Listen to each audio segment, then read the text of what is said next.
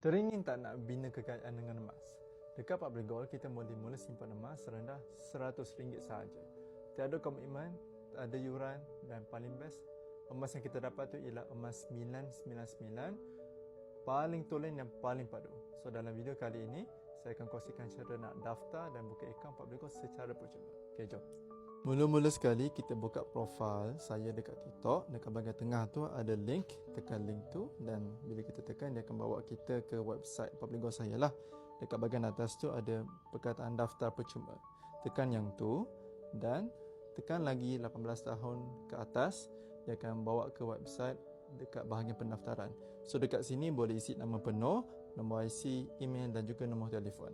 Selepas dah selesai semua ini, boleh tekan proceed. Alright, so bila dah tekan proceed, boleh download aplikasi Public Gold untuk iPhone dengan juga Android. Mana-mana phone boleh guna aplikasi Public Gold, tak ada masalah. So bila kita dah install, kita boleh login lah. Untuk kali pertama yang nak login, kita hanya perlukan nombor IC tanpa dash untuk username dan juga nombor IC tanpa dash untuk password. Ya betul, sama username dengan password sama untuk kali pertama login.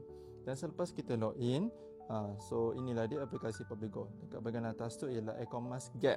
So bagi sesiapa yang belum ada simpanan emas, boleh tekan top up dekat bahagian kiri tu.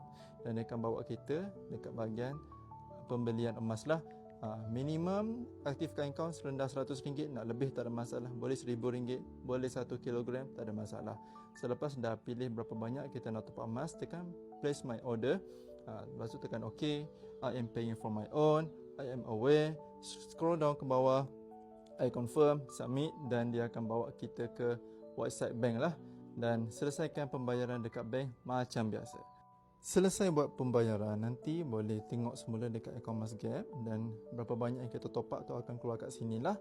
Alhamdulillah, tahniah kepada anda yang telah mulakan simpanan emas. Kalau ada soalan, boleh terus tanya saya bantu semuanya insya-Allah.